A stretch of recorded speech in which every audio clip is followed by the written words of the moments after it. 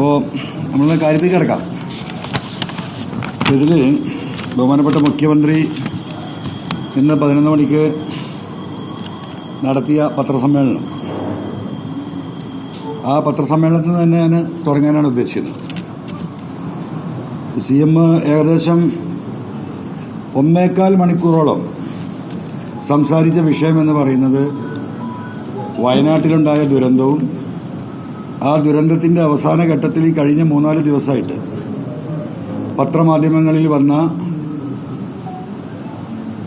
സർക്കാർ ചെലവഴിച്ചു എന്ന് പറയുന്ന, അല്ലെങ്കിൽ ചെലവാക്കാൻ പോയി എന്ന് പറയുന്ന, ഒരു ശവശരീരം കുഴിച്ചിടാൻ 75,000 രൂപയാണ് ചെലവ് എന്ന രീതിയിൽ ഈ സർക്കാരിനെതിരെ വളരെ മോശമായ രീതിയിൽ സർക്കാർ കൊടുത്ത ഒരു പ്രപ്പോസലിനെ നിങ്ങൾ ആഗ്രഹിക്കുന്ന രീതിയിൽ വളച്ചൊടിച്ച് സമൂഹത്തിൻ്റെ മുമ്പിൽ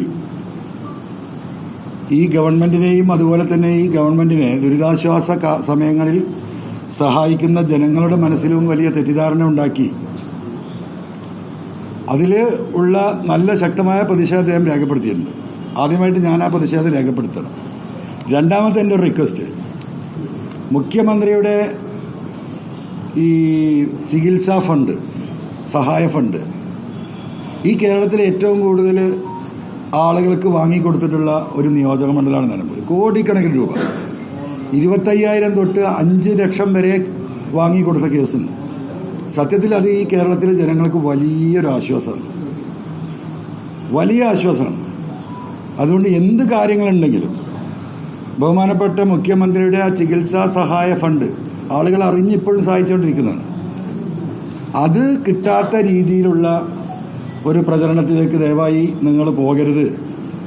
കാരണം ഈ സാധാരണ മനുഷ്യരുമായി ബന്ധപ്പെട്ട് പ്രവർത്തിക്കുന്നവർക്കറിയാം അത് കിട്ടുമ്പോൾ അവർക്കുണ്ടാകുന്നൊരു ആശ്വാസം. അതുകൊണ്ട് എൻ്റെ ഒരു എളിയ റിക്വസ്റ്റാണ്, ആ സംഗതിയെങ്കിലും നിലനിർത്തി പോകണം. കേരളത്തിലെ ജനങ്ങളോടുള്ള ഒരു അഭ്യർത്ഥന കൂടിയാണ്. നിങ്ങൾ മുഖ്യമന്ത്രിയുടെ ഈ ചികിത്സാ സഹായ ഫണ്ടിലേക്ക് ഇനിയും നിങ്ങൾ പറ്റാവുന്ന സഹായം നൽകണമെന്ന് വിനയപൂർവ്വം ഈ അവസരത്തിൽ അഭ്യർത്ഥിക്കുകയാണ്.